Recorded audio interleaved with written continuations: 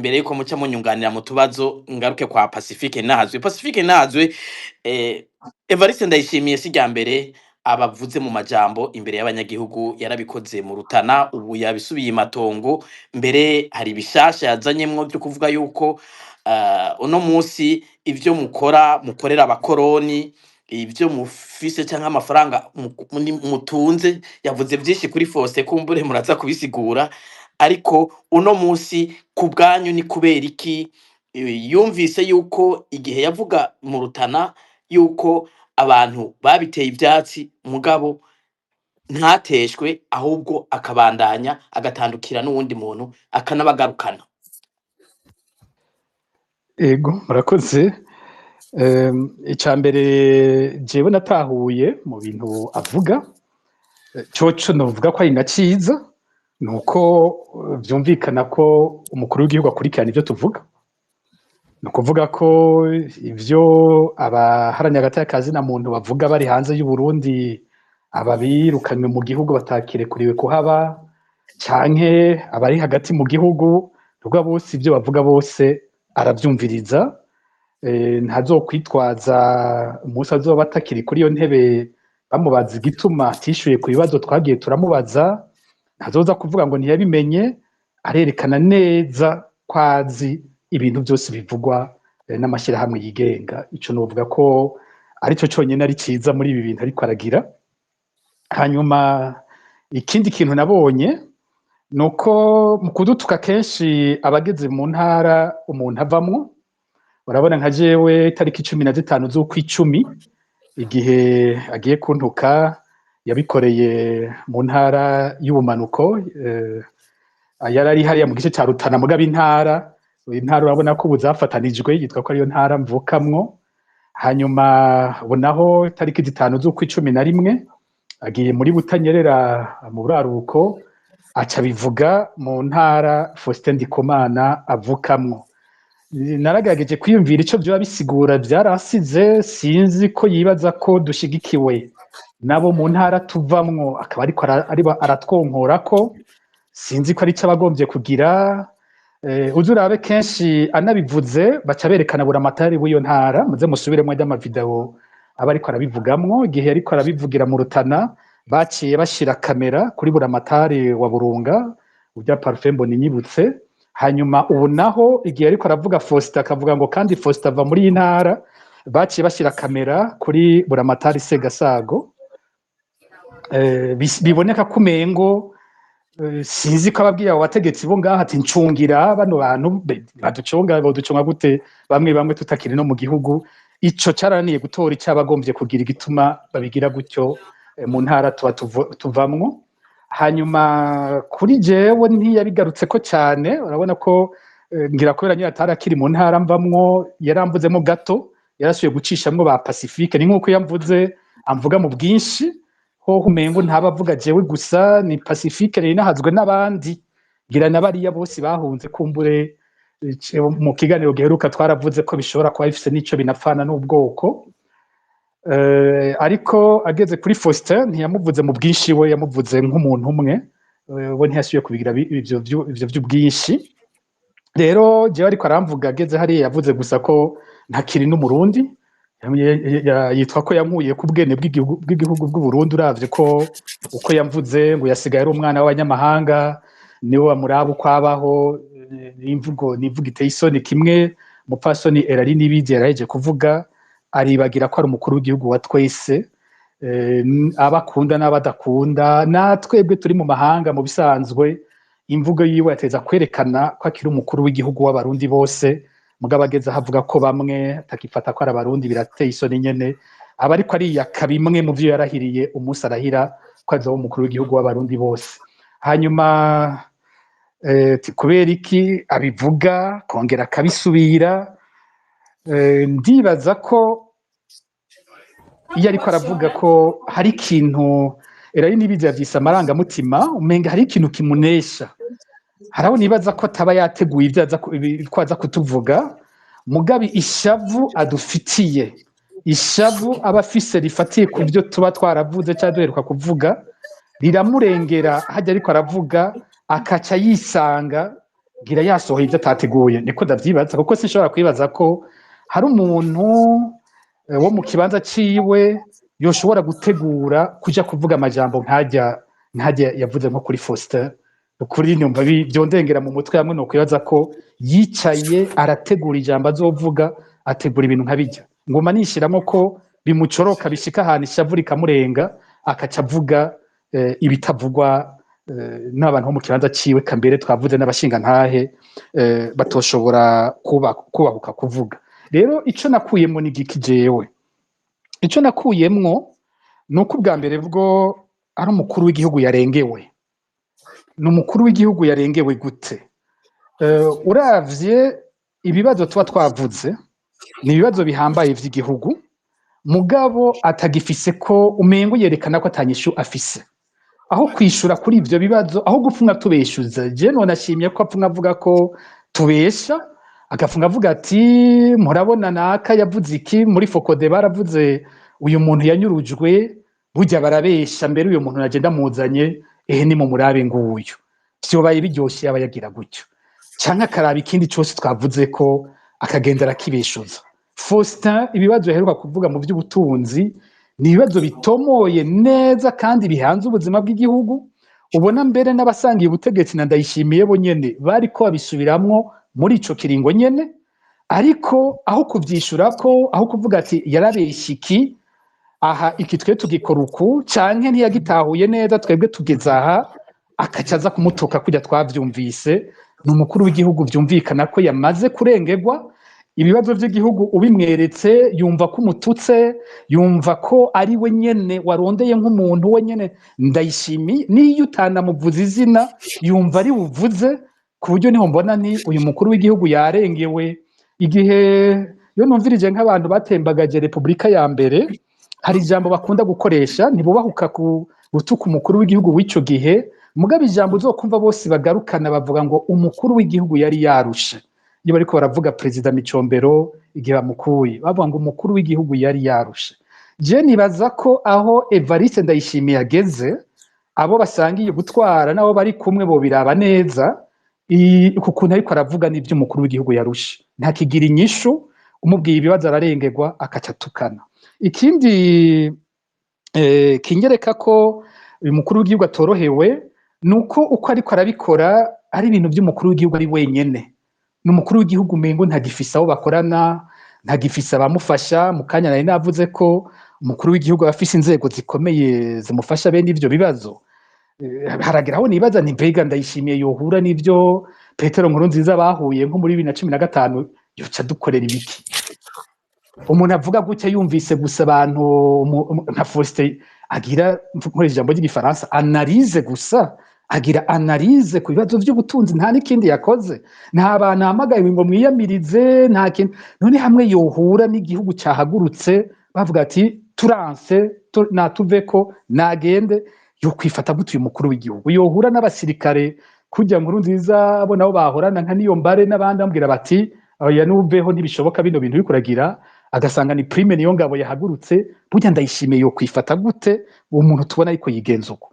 Ku gihe cya Nkurunziza yarashavura, turiko turasohora amatangazo n'ivyo, iyo turiko turiyamiriza ibitameze neza, turiko turavuga urupfu rwa Manirumva, turiko turavuga ubuzima buzimvye, turiko turavuga RP amatohoza yakora, Nkurunziza yarashavura. Mugabo ntitwigeze tumumva aje gutukana gutya, nta musi n'umwe, ahubwo we yarananuma cyane. Mugabo muri ivyo bihe ntitwayobegwa ko yashavuye, yabituma abandi. Nka twebwe mu mashyirahamwe yigenga yatuma umushikiranganje Edouard Nduwimana, ni kenshi twatumwe ko mu biro kwa Edouard Nduwimana. Ndibuka igihe nigeze kuvuga ijambo mu Kayanza bariko bashingura Salvatore Sabiriho, mwibuka ko yari yagandaguwe, byaboneka ko umuburamatari w'iyo ntara yoba yarabifisemo uruhara. Ijambo navuze bariko baramushingura ryarashavuje gose Perezida Nkurunziza. Hanyuma mbanaciye nja no mu rugendo, ndibuka ko natashe nsanga umushikiranganje Nduwimana yatumye ko bagenzi banje bo muri societe civile, ico gihe nk'umupfasoni Erari nibizi, ndibuka ko umenga rimwe mu baciye batumwako.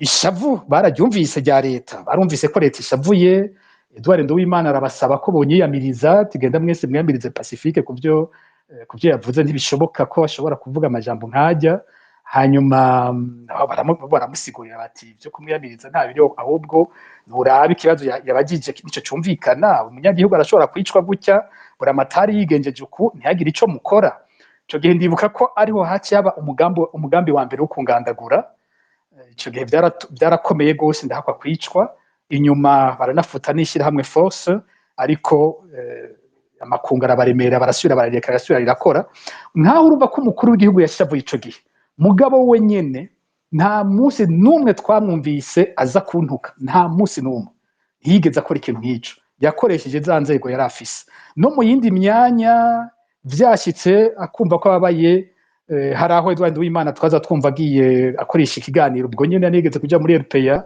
navuze ubwo nyene inyuma gato Edouard Nduwimana atatuma ko amenyesha amakuru nawe aravuga turiko twiyamiriza ikiringo ca gatatu hari ahandi badutuma ko intumwa jewe vyarigeze kunshikira dufate nko ku kiringo ca gatatu ca Nkurunziza ngira sinibako nayo bigenda nabishira habona ivyo muri 2012 Nkurunziza mu kwezi kwa mbere avuze ko azohindura ibwirizwa shingiro ico gihe haraciye nk'indwi zibiri ata abantu babivuga ko zanumva muri RTNB barandondeye bwari ubwa mbere ari RTNB yo nyene nyironderera hanyuma numva ngo umukuru w'igihugu aherutse kuvuga yuko mu bintu azokuru uyu mwaka hari mu guhindura ibwirizwa shingiro ngo mwebwe mu vyibaza kwiki ico gihe namubajije kabiri umenyesha makuru ne vy'ukuri mushaka ko mvuga kuri ico kintu ngo yego nivyo nza kuvuga murabivuza ngo yego aca baransanga honde nanje campamagara amaradiyo yigenga kugira ivyo nza kuvuga ntibaze no kubimpindurira bize gusohoka hose bimeze co kimwe ndavuga ko muri Afrika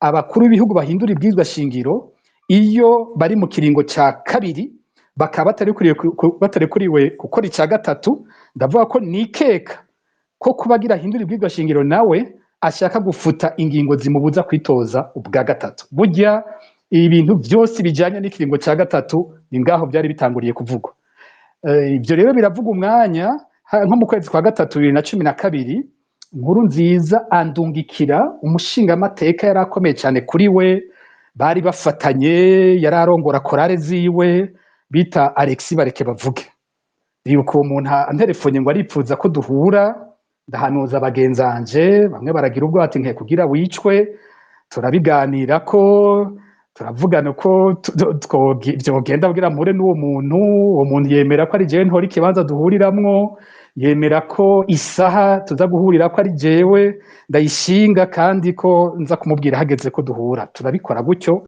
abo dukorana barabizi ingene ibyo bintu vyagenze ijambo yambwiye ico gihe uwo muntu yaravuze aravuga ndumva nyene kwidogera kose ibijanye n'ikiringo ca gatatu ca Nkurunziza rero n'ikiganiro aza kucica ambwira ngo ntiwifuza kubona ingene abana bawe bakura iryo jambo yaricishijemwo abayishe ikiganiro cose bareke bavuge nimba ariko aranyumviriza ndazi ko atari bwumve ivyo bintu ndabivuze gutyo hanyuma iwanje ukoresheje kuntera ubwoba woyishe vyose kuko ico gihe sinanamwishuye maze kuvuga iryo jambo naciye mvuga nti ahantu twicaye hameze neza izi mfungurwa kuganira ibintu byo guhunga sinigeze ndamwishura kuvyo ariko arambaza haciye umwaka niho yasubiye kundondera irya kabiri arasubira arambaza ca kibazo amubwira nti umwaka uheze sinakwishuye ariko ubu ndakwishura ico gihe ndanamubwira nti mu kuvuga aho yavuze ngo umukuru w'igihugu nta ngorane afise niho nagira ngaruke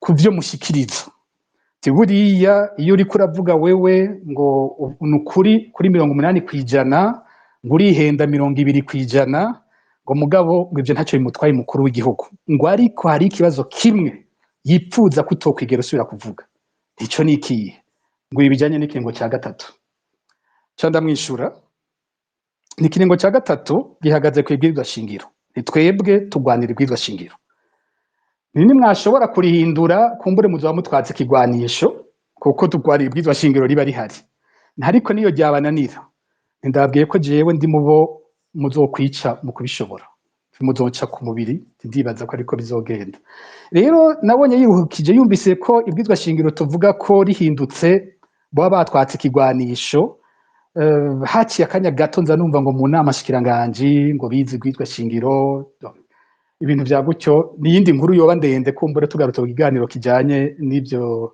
vyabaye muri iyo myaka. Mugabo ico nagomvye kuvuga, umukuru w'igihugu afise kwinshi avuga iyo ataryohewe n'ivyo tuvuga, hamwe harajya amatangazo tubona badukorako akabituma abandi, ahandi twarumva nk'umuvugizi wiwe ba Nyamitwe, abandi ugasanga bishuye mu kibanza c'umukuru w'igihugu, ahandi nivyo abantu batumwa ko intumwa baza kubabwira ivyo mu butegetsi bwo uko bavyumva, ahandi naho rero ni bibi cyane kuko hari aho haba ivyo gupfunga abantu, twarabonye bagiye barapfungwa, hari aho no kubica bica cyamana irumva nakivuze, ariko umukuru w'igihugu wenyene aza wenyene agatukana n'abantu, no kuri ivyo bintu ntibibaho. Niho ku bwanje mbona ko umukuru w'igihugu yarengewe kandi atanagishoboye no gukorana n'inzego zategezwa kumufasha muri ivyo bibazo. Faustin baramuzi, Faustin barazinanye gose ku buryo bashobora kumuhamagara, ko batuma ko intumwa bashobora kumubwira bati ibi bintu uriko uravuga ntitubishimye uku, canke bakamuha inyishu nziza ku byo ariko aravuga, bakanamusaba ko abafasha uko bobikora neza. Ntivyasaba ko umukuru w'igihugu aja gutukana kujya twavyumvise, akanituka wenyene. Je ndavyumvirije novuga ntihavuze Neva, ntihavuze perezida, rero Neva yaratutse umukuru w'igihugu wenyene, kuko ariko aravuga ngo Faustin yavuze ngo je ntaco maze, ngo Neva ntaco amaze. Na hamwe Faustin yigeze avuga ikintu nk'ico, akavuga ngo yishima, ngo ararima. Nta namwe Faustin yavuze iryo jambo. Urumva ko Neva yatutse umukuru w'igihugu. Ku bwanje ni Neva yatutse umukuru w'igihugu, Faustin ntiyigeze avuga ibintu bene ivyo.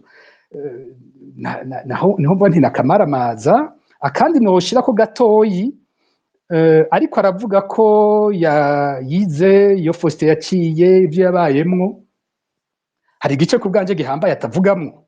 Niko jewe agiye kuntuka mu Rutana, yavuze ngo aho twagwara kwashi we yariko arajya, imvugo ifite ikisigura, bayumvirije bose acabumva bati birumvikana bariko aravuga n'ivyo ariko aravuga ivyo ari vyo. Ageze kwa Faustin ntasubira kuvuga ivyo. Ako kahise ka Faustin hariho aho yica. Jewe igihe kimwe na bagenzanje, ndibaza ko nari kumwe kumbure na Mbonimpa na Rufyiri, twatumwe ko mu biro kwa Nduwimana ariko aravuga, yavuze ati jewe nkujya Faustin muri 2005 nitwe twari turongoye CNDD-FDD mu Ngagara. No kuvuga ko Faustin wewe bishoboka, sinakibajije Faustin ngo acemeze. Donc aho niba Faustin ndamurengeye akarimba aze kumbabarira, sinamubajije ngo avyemeze ko wenyene yigeze ko ari mu ndongozi za CNDD-FDD. Mugabo Edouard Nduwimana twe yabitubwiriye mu biro vyiwe ndi kumwe n'abagenzanje ico gihe. Rero umva wewe ariko aramuvuga, ntagira kumwe kwiwanje aca afatanya na kahise, kuko je yavuga ngo iyo Pacifique yanditse ndaryoherwa ngo abanyibukije ngo urugamba rwacu rwa kera. Kwa Faustin ntagaruka kuvuga gutyo, nta mwataka ku bwoko kuko yumva nticofata, nta mwataka kuri ivyo vy'imigambwe. Aciye arondera ikindi giteye isoni amushirako, aza kumutuka amufatiye ku cari ngo ntiyubatse urugo. Ibintu ku bwanje biteye isoni gose. Kumbure nshobora kuza kuhagaruka ngira amaze gufata umwanya munini jenyene. Ego mufasho ntera ari nibizi muri aya majambo umukuru w'igihugu ashikiriza mu Burundi. Tumenyereye umukuru w'igihugu eka mbere n'abashikiranganje bafise abavugizi. Uno munsi ni umukuru w'igihugu asohoka akaja kuvuga amajambo nk'ayo y'ugutukana, y'uguterana amajambo n'abaharanira hagati y'akazi na muntu. Ivyo mwebwe uno munsi mubiha insiguro nki kubona ari umukuru w'igihugu wenyene aja kwivugira amajambo nk'ayo, na cane cane mu bintu bitaba vyishura kubiba vyashikirijwe? Ego, ariko mu ntungera ari nibizi imbere yuko mwishura, ndabona umutumira agira gatatu Ezidrasi Ndikumana ari ku murongo. Nimba ariko aratwumva yo kugura mikro kugira ngo dushobore kumva yuko aza kuba ariko aratwumva cyangwa dushobora kumwumva, murashobora kuba murishura erari nibizi. Murakoze cyane.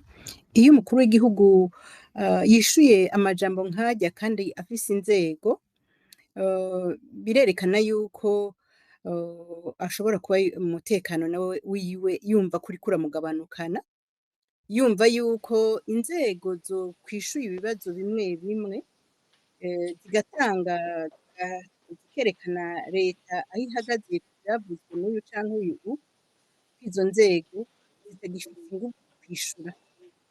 Ni bimwe vy'umuntu avuga ati nk'umuntu yaherewe, ibigwanisho umuntu arabikoresha hama bikamuherana.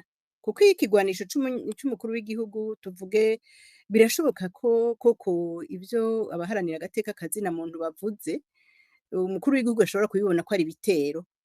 Akabona ko ari ibitero mu mpande zose, akabona ko biremereye vya bintu atinya ko bivugwa, ya makosa ajanye n'intwaro ibereye, ubusuma, ubukene, ivy'umutekano, urumva ibintu vyose bigoye igihugu, akabona neza yuko inzego ziwe kumbure bivuye ku kuntu bakorana, canke kumbure ukuntu bashobora kuba bamwishuye mu bihe ibi n'ibi n'ibi, atagishobora kubatuma ati iki kibazo kimeze nabi, genda mugisigurire abanyagihugu, hama muri uwo mwanya muza kuba muriko murabasigurira ibihari, muheze muce ihani nyene kubivuga ntazosubire.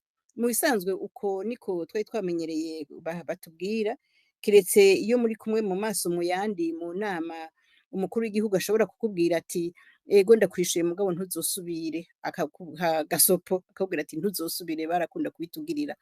Rero nawe arashobora kuba abona yuko yagiwe, inzego zitagishobora kwishura ibibazo zikoresheje amategeko, zikoresheje ingingo zo mw'ibwirizwa shingiro, zikoresheje n'ingingo ziri mu vyegeranyo bakora. Ivyo vyegeranyo ko nivyo twibaza yuko biba birimwo ibikorwa vya leta, ivyo bashoboye bakavuga bati naka ivyo ariko aravuga sivyo, ehe ibiharuro ngibi, ehe ibikorwa ngibi. Rero mu gihe umukuru w'igihugu canke umutegetsi uwo ari we wese ageze ku rwego atagishobora gutuma izindi nzego abamukikije, kuko mu gifaransa bavuga bati hariho des fusibles qui peuvent sauter avant que ushikira centrale. Rero mu gihe c'umuyagankuba no mu mazu harya turafise ama interrupteur aho kuja kurondera umuyagankuba mw'isoko ryawo, turafise aho tuwurondera. Iyo umuyagankuba uriko ukora nabi, hariho utundi dutsinga dukora kugira ntibaruhishe umutima w'igihugu. Rero umukuru w'igihugu dufata ko ari umutima w'igihugu, mu gihe tubona yuko ari we ariko arerekana ibimenyetso vy'uburuhe, ibimenyetso vy'ishavu, ayo marangamutima, vyerekana yuko abamukikije kumbure batagifise inguvu zo kwishura ku bibazo, canke nawe nyene atabizeye. Ico ni ica mbere. Ica kabiri ni uko kumbure inyishu yategerezwa gutanga mu bihe nk'ibi, kandi koko ibibazo bibazwa birashobora kumuruhisha, ariko hari igihe inyishu ashobora kuba yaratanze abona ko zasenzwe. Kubona nk'ibibazo bimwe bimwe biza bikamara umwaka, imyaka ibiri, imyaka itatu, nawe n'ivyo aba yararahiriye, arashobora kubona yuko abanyagihugu bashobora kuvyumva, bakumvishwa. Abanyagihugu nibavyumva bakavyumvishwa, ejo mu gatondo bazobifatirako kugira bamwishuze, bamurabe mu maso. Abonye bamuravye mu maso urumva bamushire devant ses responsabilités mu gifaransa. Rero aho kwemera kwitaba nk'imbere ya sentare y'abanyagihugu, bamubwira bati urihe ko wa wundi ati ehe barankanuriye amaso none nishura iki? Aho rero jewe insiguro ntanga nuko kunanirwa, nuko n'inzego akabona ko zitashobora kumuserukira bikwiye, nuko kumva ko nawe nyene asigaye ari mu mutekano muke, kandi bihava kandi bigatera ubwoba. Harya gutwarwa n'umutegetsi afise ubwoba birateye ubwoba cane, ntibihumuriza abantu, ndetse abanyagihugu ntibihumuriza n'abamukikije, kuko iyo atanguye kugira ubwoba, inyifato ntiziheza ngo zibe nziza. Ego ndabona Esdras Ndikumana yashitse ku murongo. Esdras Ndikumana, nimwaba muriko muratwumva, turabahaye ikaze muri kino kiganiro. Sinzi ko Esdras ariko aratwumva, niba ariko aratwumva. Ego ndiko ndabumva, muriko muranyumva, mwaramutse mwiriwe. Ego turabumva cane, ngira ngo sinzi ko mwakurikiye abandi batumire bariko barashikiriza ivyiyumviro vyabo mu kanya. Akabazo twagira tubabaze mwebwe mu bamenyeshamakuru, mwarakurikiranye amajambo atari make y'abakuru b'ibihugu batandukanye. Turiko turavuga ku bijanye n'ibiherutse gushikirizwa n'umukuru w'igihugu Evariste Ndayishimiye kuri Faustin Ndikumana arongoye ishirahamwe Parsem. Wewe nk'umumenyeshamakuru mwakurikiranye amajambo menshi y'abakuru b'ibihugu ayo majambo mwayakiriye gute? ayo majambo nayakiriye nk'amajambo adasanzwe kubera abakuru b'ibihugu bose barafise style yako, barafise uburyo bavuga. Ufasha abaciye ngaha mu Burundi kuva kera, umwe wese yarafise uko avuga. Kuva muri iyi myaka ya nyuma vyarahindutse kubera kenshi, kubera bavuga ngo begereye abenegihugu, barafise ukuntu bavuga, bagomba kuvuga ngo nk'abenegihugu, bagaca kenshi bavuga amajambo batariye umunwa badudurirako, ariko ivyo numvise mu misi iheze vyararenze kubera vyasa n'ibitutsi.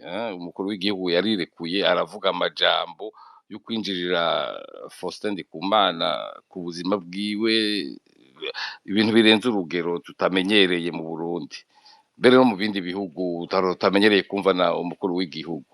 Ariko jewe cyane cyane ico nagomba kuvuga ko nico kibazo mwari muhejeje kubaza Madame Rari Nibizi cerekeye abamenyesha ngo hariho abavugizi mu Burundi. Nta bavugizi bariho, muraraba neza, haraciye imyaka atabavugizi muri CNDD-FDD no muri leta yo mu Burundi. Uravye neza abavugizi bamaze kuronka, urashobora kumwagiriza ibintu vyinshi nka Wirinyamitwe, amakosa yaba afise ku bindi bihande, ibintu yakoranye na SNL cyangwa n'ibiki, ariko ntushobora guhakana ko yari umuvugizi w'ukuri kubera uri umumenyesha amakuru uwo ari we wese, agukunda cyangwa atakukunda, umuhamagaye isahariya yose yarakwishura kandi akaguha inyishu ku kibazo umubajije atarinje kuja kubaza.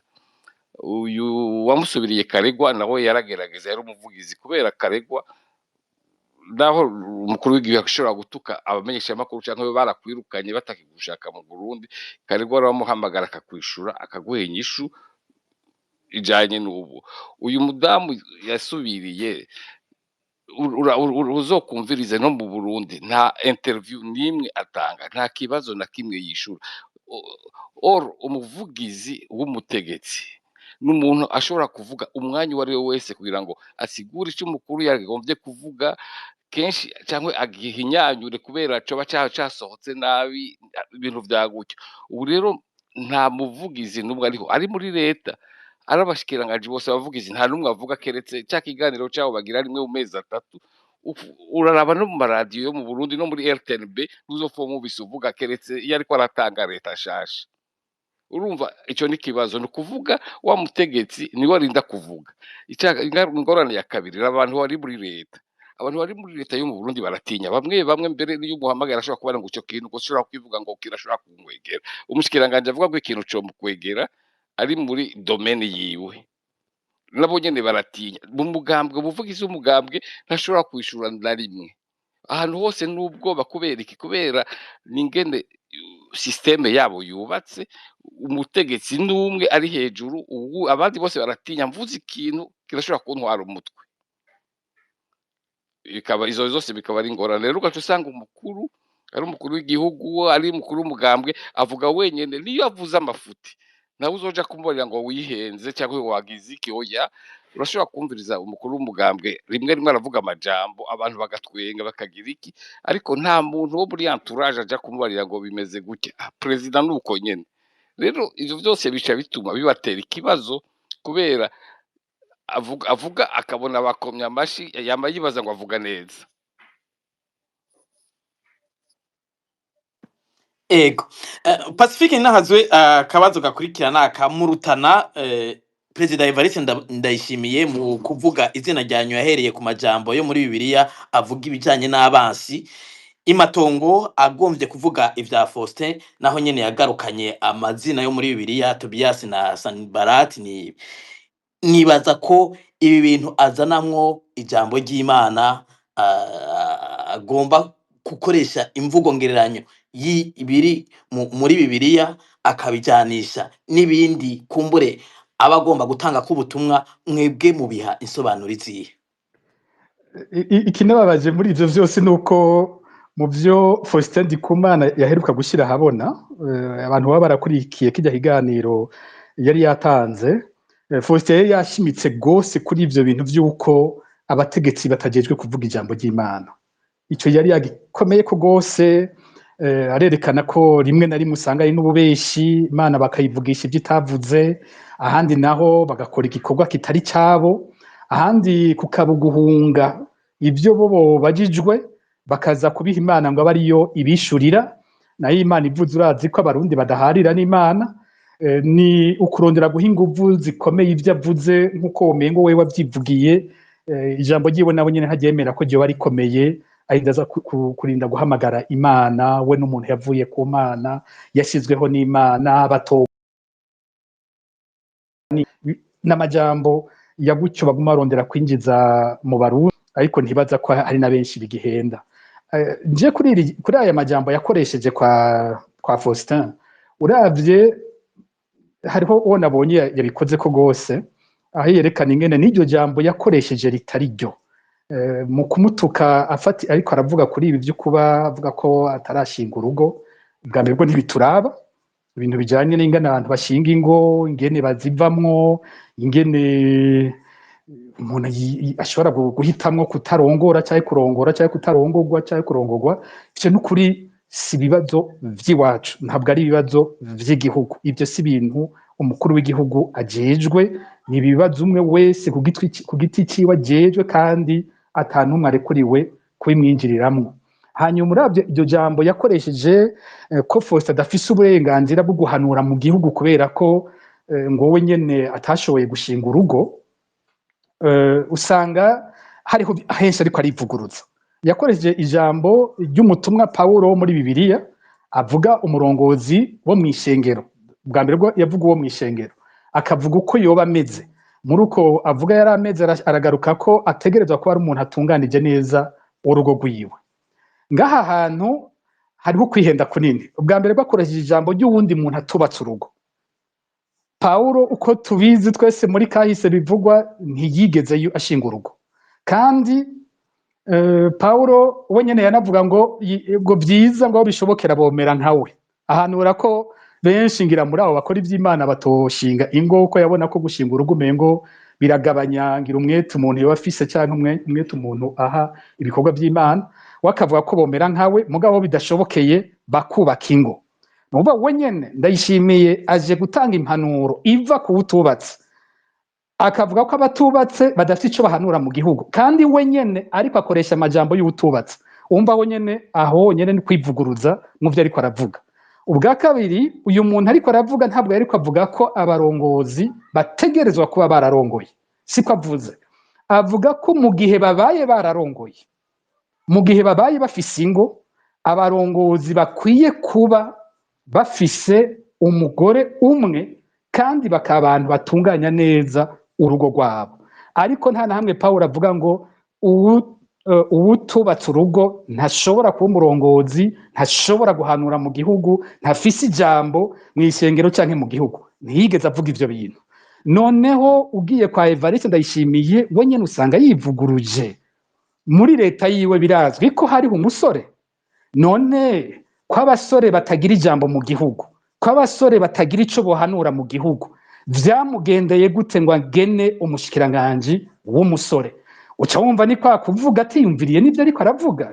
Kumwe twavuga tuti umukuru w'igihugu avuze ni decret, umukuru w'igihugu avuze ni ijambo rigenderwako n'igihugu, ni ijambo nishimikiro bose baheza bakagenderako. None we nyene yavuze ivyo yiyumviriye canke bipfuye gusohoka ako kanya? Yakeneye gutuka umuntu gusa, ariko niyumviriye ijambo uburemere bwaryo avuze iryo ari ryo, kuko muri ico gihe boca batondeka mu gihugu cose bakaraba abantu bose batwara b'abasore, abo bakabanza bakabakurira rimwe bose, nico coca gikurikira. Hanyuma bakaca bagenda kuraba abatware ba ingo zabo zitameze neza, kuko Pawulo avuga ati uwo muntu abaye yarubatse naba atunganije neza urugo rwiwe. Aca agenda kuraba umutegetsi wese kuva hejuru gushika hasi bafise urugo rutameze neza, abo bose baca bahwata babakure. Niho vyoba vyumvikana ko ivyo yavuze yavyiyumviriye. Nta nimba ari ukuvuga ari gutuka Faustin gusa, mugabo we nyene ataza kugendera ivyo yavuze, umuntu azigara muri kabaza. Uyu mukuru w'igihugu ibintu biriko bimugendera gute? Hanyuma abandi iryo jambo noneho banayikomeje gose ku buryo usanga kimwe navuze nti never ariko atuka umukuru w'igihugu. Uravye urugero ibintu biriko, abantu batanguye ubu kwinjira muri iyo ntumbero yazanye. Kumwe navuga nti noneho abasokuru bavuga bati umweru uva ibikuru ugakwira igihugu cose. ingendo umukuru w'igihugu afashe bukeye igihugu cyose gica kiyinjiramo ikayigendera. Urabona ivyo batanguye ubu mu nyandiko ziriko zirakwiragira bariko binjirira umukuru w'igihugu wenyene mu buzima bwiwe nawe muri vie prive yiwe. Abantu ariko barondera ngo mbega yaravyaye abana ngo ahandi ngo mbega yaragize gute, ibintu biteye isoni ubundi bitavugwa. Mu Burundi hariho uko dukoze, hari ubwoko bw'ibintu tutagenda turavuga bene uko, ariko urabona ko yavyihamagariye kuzana iyo ngendo. Fata jewe ko ari iteye isoni, nyaza ko jambo ryosumba iryo nawe yayikwegeye bigiye kumuza ko burya yabihamagaye tuzoyibona bigwiriye gose mu minsi iri imbere y'abakuriwe yaba no ku bandi bategetsi. Ikindi kintu muri iryo jambo n'abaciriye mu ijambo uno munsi umukuru w'igihugu avuga ngo ni umugenzi w'ugwaruka, kubona avuga ko umuntu atubatse adashobora guhanura umukuru w'igihugu kandi avuga ko ari umugenzi w'ugwaruka, mega ubwo ndiko bari igihushani c'ivyo avuga, kuko n'ugwaruka nabwo nyene rushobora kugira ico rushikirije no mu gihe ruba rutubatse. Nukuri ni bimwe uranyunganiye mu bisanzwe, ni bimwe nariko ndavuga. We nyene amajambo ariko aravuga ni igihushane c'ivyo akora, c'ivyo arimo canke c'ayandi majambo aba yaravuze. Ntushobora kuvuga ko uri umugenzi w'ugwaruka hanyuma ukavuga ko utubatse adafite icyo ahanura mu gihugu, kuko benshi mu gwaruka n'abazwi ko ari inkumi n'imisore, kandi kuba yashobora gufata inkumi n'umusore akabagena mu mabanga ahambaye y'igihugu navyo vyari vyiza, navyo nyene ntivyari bibi, cari ikintu umuntu yoshimye. Mugabo imvugo yiwe ikiyiza kwica kimwe cari ciza yari yakoze akigwije n'ubusa mu majambo we nyene yivugiye. Hari n'ahandi avuga buriya ariko aravuga uti Faustin we warorohewe ko atagira umugore amubaza ratio. Umuntu yokwibaza vyinshi sinshimye ngira kuja kure kuri ico, ariko umuntu yava avuga ati umugore we umukuru w'igihugu araremerewe n'umukenyezi wiwe. Yoba ari umukuru w'igihugu abona ko Faustin yorohewe we watagira umugore arorohewe, wewe nawe ndayishimiye afise umukenyezi aragowe. Ivyo umukenyezi bamusaba ni biteye ubwoba. Urumva ntitwoja kure ngaho twava tusa n'abagiye kuba nkawe ngo twinjire mu buzima bwiwe, ariko imvugo yiwe ituma umuntu yibaza ibibazo. Abandi benshi bafise ingo barazishimiye, sinibaza ko ari abagabo benshi bubatse bipfuza gusubira kuba abasore. Sinibaza ko ari benshi bumva ko ubuzima bw'igihe bari abasore aribwo bwari bworoshye, aribwo bwari bwiza. Je ntiwombwira nk'ico ngo shobore kuba umusore, sinovyumva n'ingene biba bimeze. Ariko umukuru w'igihugu avuga ko abubatse ari bo bagowe, ati umusore atazi ubwo buzima bwo umugore gusaba ratio. Numva biteye ubwoba ibintu yavuze muri iryo jambo nyene, hanyegejemwo ku bwanje ibindi vyinshi. Ahandi nuko mu vyo nka Faustin yari yavuze usanga abandi bategetsi muri uwo mwanya nyene ndayishimiye ariko atuka Faustin Ndikumana, abategetsi bandi bariko basubiramwo ibyo Faustin avuga. Hariho nk'inama yariko iraba y'abashinga amateka n'abakenguza amateka bariko biga ibi bavuga bya budget programme. Iyo nama wumvirije amajambo yavugiweyo n'amajambo aremereye kurusha ibyo Faustin yavuze. Faustin ariko aravuga ati abantu bavuga ngo bazanye impinduka mu gihugu bakazana ibintu bitigera bija mu ngiro, niho acavuga kuri iyo budget programme bayivuze atana kimwe kiriko kiraja mu ngiro.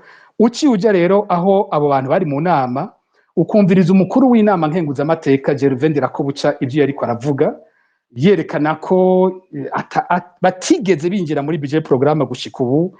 Ukumviriza wahora ari umushikiranganje w'intwari hagati mu gihugu Martin Niteretse uko yabivuze, ingene yerekana amafaranga y'igihugu ingene yibwa yononwa, ingene nko muri commune Mishiha mu maraporo handitswe ko baronse amatara abanyagihugu mugabo atamatara yigeze ajyayo, kuba amafaranga yarasohotse ntawe ujo yagiye. Ahavuga mu makomine batwaye amatara ngo bakayashinga ku biti bidakoreshejwe yose yari yaguye haciye umwaka.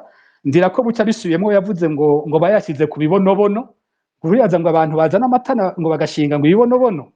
Hanyuma ijambo rikomeye riza kwa Ndirakobuca arangiza avuga ngo wumva ko agabisha uwamusubiriye, agabisha umushikiranganje wa mbere, akamubwira ati mu misi iza nimwaza mugasanga mu nama nshinga amateka twahindutse ntimuze mutangare, ati turabateguje hakiri kare, ntituzosubira kwemera bino bintu vy'ingene akoresha ijambo dépassement de ligne budgétaire, ingene mu amafaranga yagenewe ibintu muyarenza ntimuze mutangare nimwasanga inama nshingamateka yahindutse ubu ntituzosubira kuvyemera wumva umukuru w'inama nkenguzamateka agabishije umushikiranganje wa mbere kandi ivyo avuze nivyo Faustin yariko arashira ahabona uca uvuga none uyu mukuru w'igihugu ari hehe bica biza kuri kimwe navuze ni uyu mukuru w'igihugu ari wenyene kumbure ariko atimiragwe kuri Faustin mugabe ishavu rikomeye arifitiye abo bakorana kumbure arabona ko atakiri kumwe n'indongozi basangiye amabanga arabona ko arizo zisigaye zivuga ko intwaro yandaniranye vyanse ko ikora rero imiragwe acaza kuyita kuwuboneka kuwo vyoroshe mugabo abashavuriye bashobora kuba abandi mwibuke ko muri iryo jambo yanatanguye avuga ko yagenze mu gihugu cyose asanga nta muntu ashonje abantu bose ngo barahaze kubera yakoze gose ariko mwibuke ko umukuru w'inama nkenguzamateka nawe atakwezi kurahera avuze ko abana bazingamye mu Burundi kubera kubura ivyo bafungura urumva ko hari ikibazo muri ubwo butegetsi imvugo ntikiri imwe umwe avuga ati byose bimeze neza urundi ati wanguha ibintu byayangaye ego Esdras Ndikumana kumbure Pacifique aragerageje gutanga insiguro uko yibaza icyo byoba biriko birava ko ino mvugo rino shavu president Ndayishimiye afise mwebwe namwe niko mubibona canke murafise izindi insiguro canke uwundi mwihwezo mugira kuri uko kuntu iyi ngendo shasha turiko turabona kuri president arongoye igihugu cy'u Burundi abeti ico icambere novuga ndibaza ko kuvuga ko ari ingendo nshasha sivyo cyane gose ndibaza ko kuva president Ndayishimiye agiye ku butegetsi muri 2020 aramaze kwifatira mu gahanga abatari bakenya kubera ikimiki wavuze kitamushimisha arashobora kuvuga muri discours muri stade je yarigeze no kumvuga nanje Pacifique we yamuvuze kenshi n'abandi nukuvuga arifatira mu gahanga nabo muri leta bakorana nibiki iyo hari ikintu kitagenze neza afise umengo ukuntu akunda gukora nuguca arondera uwabishirako ninde yatumye ibi bintu bitagenda neza kuri we hari ikintu kitagenda neza mu Burundi hamba hariho uwundi muntu exterieur uwundi muntu atari leta aba yavyononye urumva nivyo iyo niyo ngorane ya mbere ingorane ya kabiri ndiye ndibaza mu byatumye ashavuye wumvirije neza ivyo Ndikumana yavuze umwanya wose yavuze méthodiquement nukuvuga ijambo kurindi arafata insiguro umukuru w'igihugu akunda gutanga kugira ngo ayerekane ko ibintu biriko bimeze neza cyangwa ibintu biriko bija mu nzira cyangwa ari abandi bavyononye afata kimwe akakivuga rimwe mbere agakoresha amajambo president ahora akoresha wenyene kenshi mbere yarayakoresheje agaca avuga ibi bintu n'amafuti ibi isi bimeze gutya na gutya gaca mu Gifaransa hari ibintu bita deconstruire urana gusambura mu Kirundi navuga gusambura discours gusambura insiguro umukuru w'igihugu yahora atanga kugira ngo asigure ibitagenda neza cyangwa atange umwizero ko tugira turonke Uburundi bugira buronke amadevise bugira buronke amahera y'agaciro kubera ubutaka bwatowe ibyo kuvuga ngo ubutaka bwatowe aratwenga nta butaka bwatowe byari nyiramugombye kuvuga ubutare bwatowe n'ibintu byari bizwi biri mu bitabo hajya ahantu nyamba hari sukunyegeza iyo uhejeje gukora gukwimba ubutare ubwiriza gusiga uhakoze neza niyo mategeko apana ibi bagira ububimba bagatera bita gutyo urumva aca yumva personnellement arivize urumva ntiyumvise yuko ariko discours cyangwa ijambo rya Faustin ryaraba abategetsi benshi wewe yarifashe ko ari we ku mutwe wiwe yarondera ufashe n'igene yishura mu kwishura yavuga yamvuze jewe kandi ategeza amuvuga urumva wewe yumva urutoki rumutumbereye wenyene no aca nicyo gituma yacigira rishavu ryinshi cyane aca mu kwishura cyararenza n'amajambo aravuga ibintu bitavugika byose narwo no bisubiramo vraiment jewe hari ibintu ashobora no kuvuga hanyuma donc urumva ivyo vyose n'ikindi na frustration, il faut gufata na frustration. Urabona umuntu amaze imyaka 5 ku butegetsi, naho avuga ko ibintu bimeze neza, ndibaza ko abona ingorane ziriho, arabona ingorane mu gihugu, ingene ubutunzi bwasubiye inyuma, ingene ata bitoro ibiki, naho aca arondera abantu avyigiga ko nuko aba yabonye ko hari ikibazo, arabona ikibazo c'amadevize, arabona ikibazo c'imiti, arabona ikibazo, ni ukuvuga yuko arabona ko il est vraiment acculé, yuko nta saganirizo. Urumva rero umuntu akomye ko umengo n'urutozi, birashobora guca bituma ashavura, akavuga akarenza ku majambo, bigashika aho hose, kubera izo ngorane zose zimukoraniyeko. Umugani wiwe ntabamufasha, sinzi ko abemerera cyangwa iki, donc nivyo cane cane je mbona bituma bimeze gutyo. Egome Erari Nibizi, mu vyo umukuru w'igihugu yavuze kuri Faustin Ndikumana, yaramwise umusuma, aravuga n'ibijanye n'umutekano wiwe ko yoba acunzwe n'abantu 10 ngo yigire igihangange. Mbega ayo majambo umukuru w'igihugu yavuze kuri Faustin Ndikumana ntashobora gutera amakenga ku bijanye n'umutekano wiwe, ko ejo na hirya y'ejo hari igishobora kumushikira ku bijanye n'umutekano wiwe? Ego, uravye amajambo umukuru w'igihugu yavuze, kumwagiriza ko ari umusuma, kuvuga ko kwicungera umutekano bikwiye, icambere coco nibaza ko nivyo nyene ari bimwe vy'uko umukuru w'igihugu yari akeneye aho yiremururira ibimugoye. Kuko abasuma umukuru w'igihugu arazi aho abashira. Mu gihe azi aho abashira, ntiyoheza ngo atangure kuca avuga ko Faustin Ndikumana ari umusuma, kuko arazi neza ko atawuzoja gutera ibuye umusuma. Ico ni icambere. Ica kabiri, arazi amategeko ivyo amurekurira gukora ku musuma wo mu gihugu. Urumva nivyo n'abandi bari bavuzeko, hama akavuga ati afise umutekano umeze gutya na gutya, nivyo n'ukutamenya. Kuko iyo afata akanya akabitohoza neza, akabicisha mu nzira amategeko amurekurira, yari kumenya yuko abaharanira agateka kazina muntu aho bari hose batagenda imbokoboko. Barazi yuko babangamiwe. Iyo bazi ko babangamiwe naho barazi ingene bifata. Ivyo kandi ntawuheza ngo nimba yaragiye kumera nk'umugira ko itohoza, yarerekanye kameme yuko yaroye kumutohoza ko kumbura yarondeye ahamuca. Ivyo turabimenyereye ico nokubwira coco, umuntu yumvirije ry'amajambo acavuga ati arahejeje kumudandaza. Hamwe umuntu agira ati ngo aramutereye mw'isoko, aravuze ati muntu mwebwe mumenyereye gusumira abantu mutabajije, mutasiguje, mudaciye urubanza, mufate nguyo ndamutanze. Aho mu bisanzwe yaratanze ubuzima bwiwe. Ariko naho yaratanze ubuzima bwiwe, mu Kirundi mu baharanira agateka kazina muntu cane cane bavuga bati utinya ingwe ntutinye iyakwinjiranye. Iyo umuntu ingwe yamaze kumwinjirana ntaba agishobora kuyitinya, aca amenya ingene yifata. Ko umutima usimba ntibibura, twama twahungabanye, ariko ko umuntu aca ajana n'ubwoba ngo yifate, ko mburuka umuntu aba mwiteze ko yifata, dushobora kubigenza gutyo. Nivyo, ivyo muvuga nivyo, ariko mu baharanira agateka kazina muntu turamenyereye ingene ibintu bigenda, turamenyereye ingene duheza tukifata. Na Faustin nibaza ko nawe nyene yaciye amenya ingene avyifatamo, hanyuma akongera tukibuka yuko naho umukuru w'igihugu abivuga kurya, azi nawe nyene ahageza. Kuko umwe wese arafise ahageza, ntawe ushobora kuvuga ngo afise uburenganzira bwo gushika hose.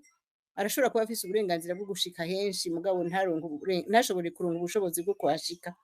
Aho rero nico noheza nkagira, ntawo genda ngo avuze induru ati ibintu biracitse, kuko ibihe nk'ivyo turakunda kubicamwo, n'ahandi ariko umutanga yaramutanze. Ego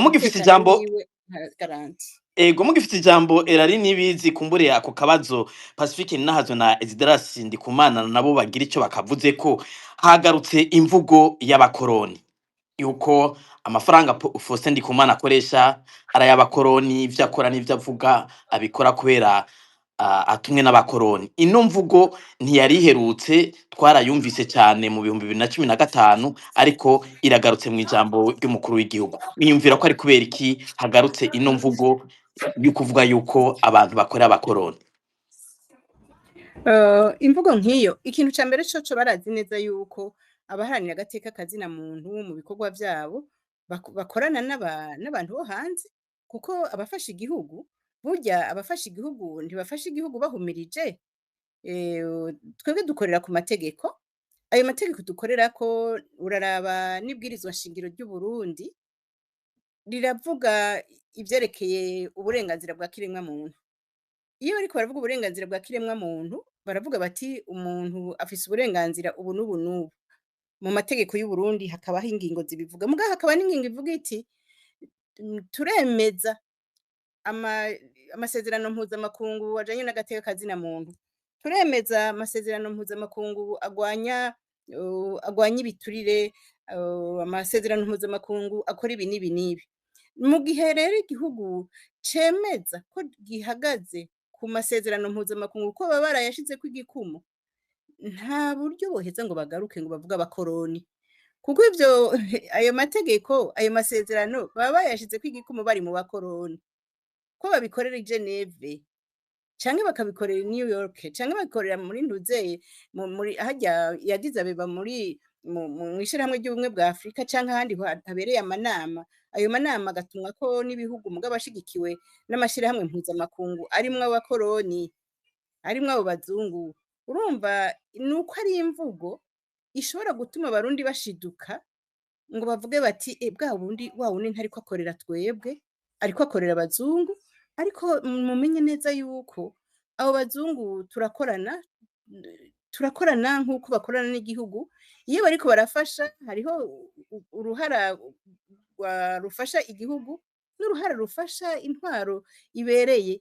Rero mu ntwaro ibereye ntihakorera leta gusa, hariho n'abacungera ibikorwa vya leta, hariho n'abahimiriza leta, biranditse mu mategeko. Iyo ni imvugo ahubwo ntihagire umuntu azosubira kuyitwaza mu bashobora kutwumviriza. Bamenye neza yuko n'indege bafata iz'abakoroni, baronka tike y'abakoroni kugira bashike hariya na hariya. N'ejo mu gatondo abakoroni bari baje kucungera ingene abarundi bariko barakora.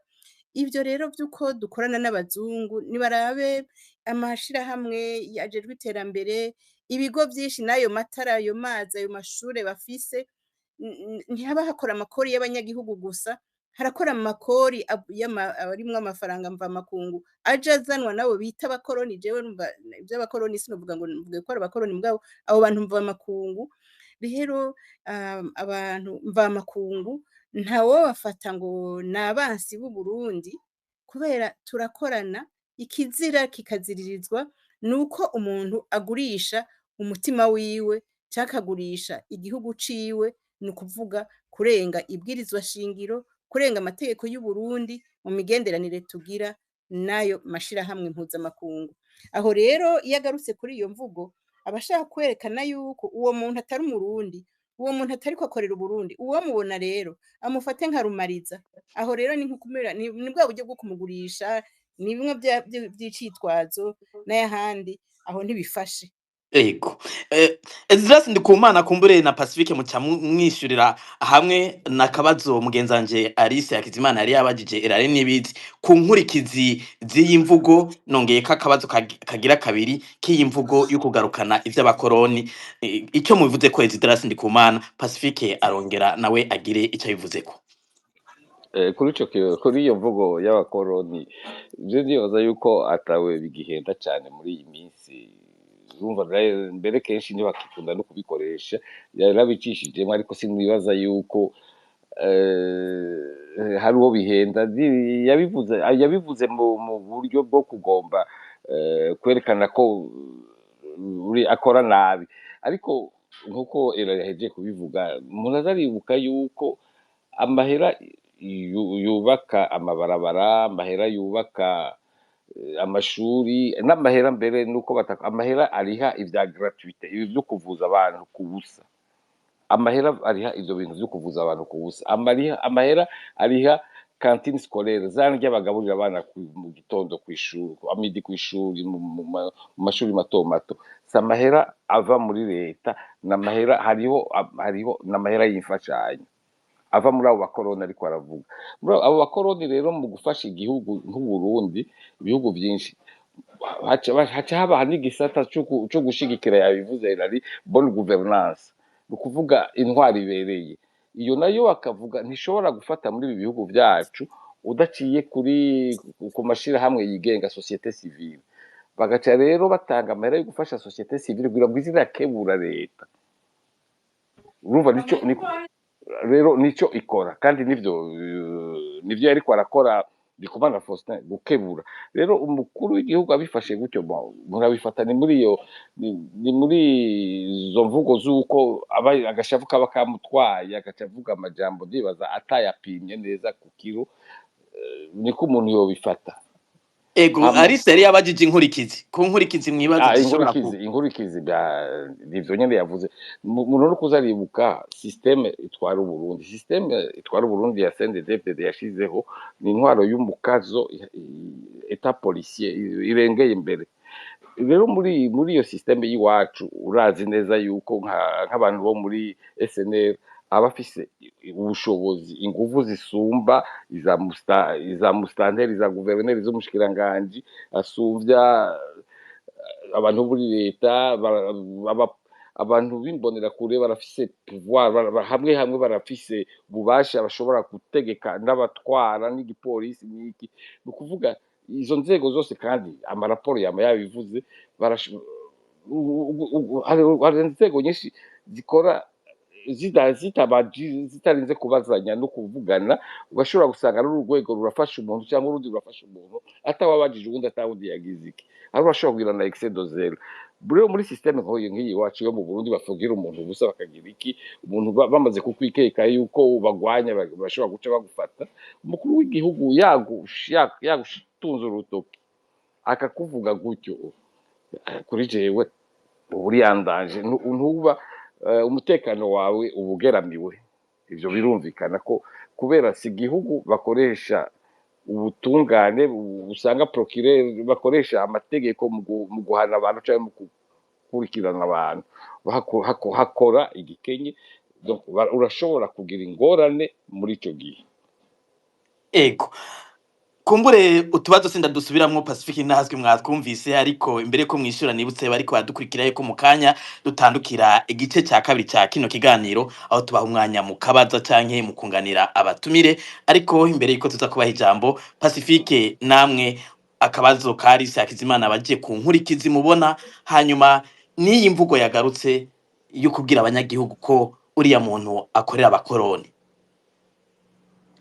ego hasi ntandukana na bagenzanje uko bavuze niko numva nanje nari kwishura umukuru w'igihugu aramutse akubwira kujya mu gihugu nk'u Burundi ubuzima bw'uwo muntu bugeramiwe kumbure ngira iciza conyene umuntu yokuramwo no mu kibi burya ntiyaburamwo iciza conyene nuko Faustin Ndikumana agabishijwe nuko kandi ico mubako cose ubu coca kiboneka iyo caje kiva abandi baragirirwa nabi turinda kurondeza cyane ibi bintu byazananye he byavuye kuki ariko icoshikira Faustin nta wokwirirwa arabaza birebire yoca amenya ko ari amajambo y'umukuru w'igihugu ndibuka nk'igihe twabura Ernest Manirumva barabona bamwishe mu kwezi kwa kane muri 2009 mu kwezi kwa mbere k'uyo mwaka hariho ibintu by'amatract vyari ibintu by'ibipapuro bidasinye byagiye gutererwa imbere y'ibiro vya Oricom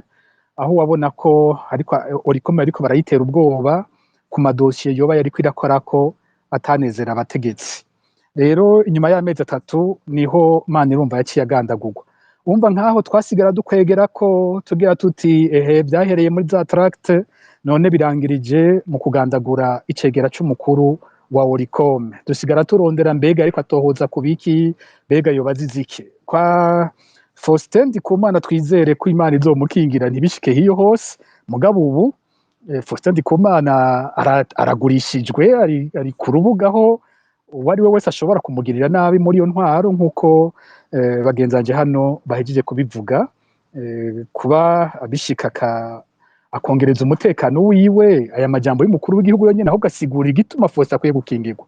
Faustin ntiyari akwiye kurondera abanyezamu 10, ahubwo yari akwiye guhabwa abapolisi b'igihugu, yari akwiye guhabwa abajejwe umutekano w'igihugu bamukingira, kuko urumva ko abangamiwe vy'ukuri. Wumvise umukuru w'igihugu avuga gutya, ni ikimenyetso ciza cerekana kitabesha ko ubuzima bwa Faustin bubangamiwe, akeneye gukingirwa uyo muntu. Nawe ahari nk'uko Erari yabivuze, nibaza ko na Faustin ategerezwa kubikorera ko ivyo vyavuzwe, mugabo tutamusabye kugira ubwoba ngo ace ata ibanga yari afise ryiwe, igikorwa kibandanye, ariko n'umutekano wiwe abandanye kuwiyumvirako.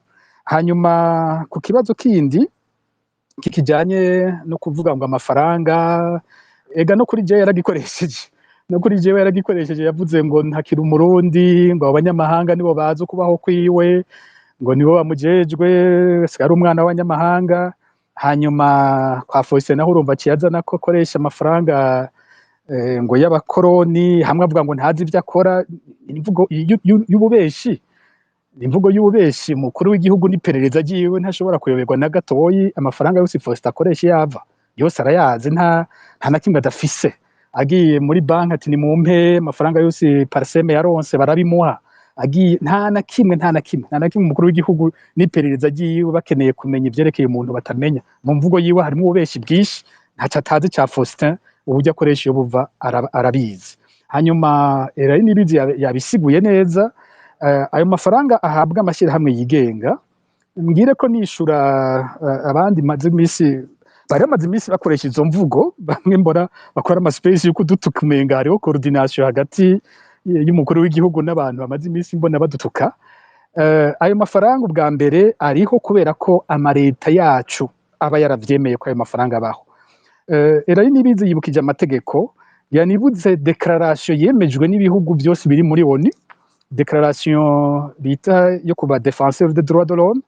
Iyo declaration iremeza neza ko abaharanira agateka ka zina muntu barekuriwe kuronka imfashanyo zibafasha ivyo bikorwa bakora. Uburundi buri mu bemeje iyo declaration y'itariki ntibeshe ngira itariki 9 z'ukwa12/19. Erari ashobora kunkosora nihenze itariki ni hagati ya 9 na 10 98. Voilà, donc baravyemeje ko amashyirahamwe aronka bene izo mfashanyo. Ikindi ca kabiri nuko ayo mafaranga kandi atangwa ku mashyirahamwe, hariho nk'igice kitari gito usanga avuye nko mu bihugu by'ubumwe bwa Buraya. Aho naho usanga amasezerano ari hagati y'amareta yacu n'ubumwe bwa Buraya nayo nyene yemeza ico kintu. Bonyene bari yemereje ico kintu ko amashyirahamwe yigenga ashigikirwa kugira ngo abandanye gukurikirana ivy'agateka ka zina muntu n'ibi bijanye n'intwaro ibereye. Ivyo ni ibintu leta yo nyene iba yariyemereje, aho nta gitangaza kirimo. Ica gatatu, nibuka inama twigeze kubamwo bita Etat Généraux de la Société Civile twagiriye Igitega, hariho muri leta ba Edouard Nduwimana n'abandi bariko baratuvuga kuri ico kintu. Niba ko nabajije abashikiranganje bari bahari ico gihe, nti aya mafaranga muvuga ava mu banyaburaya cyangwa mu bakoroni nk'uko mubita, igice kinini gihabwa leta. Société civile muri rusange sinzi ko yoba ishikana na 1% canke 1/1000 c'amafaranga leta iba yahawe. None mwodusigurira ingene leta ironka amamiliyaridi ibihumbi vy'amamiliyaridi ikabikoresha vy'abakoroni. Ayo mafaranga ntacaba ari mabi, mugabo wundi murundi akunda igihugu arondeye neza y'igihugu ayaronse yoya akaca ahinduka amafaranga y'abakoroni. Mwodusigurira gute ingene muronka incuro 1000 canke zirenga yo tuba twaronse, mugabo mukaca muza kwidoga ko uwo muri société civile yabaye umukozi w'abakoroni, iyo leta nayo yaronse yo yitabaye y'abakoroni. Bagenzanje ngaha babisiguye bihagije.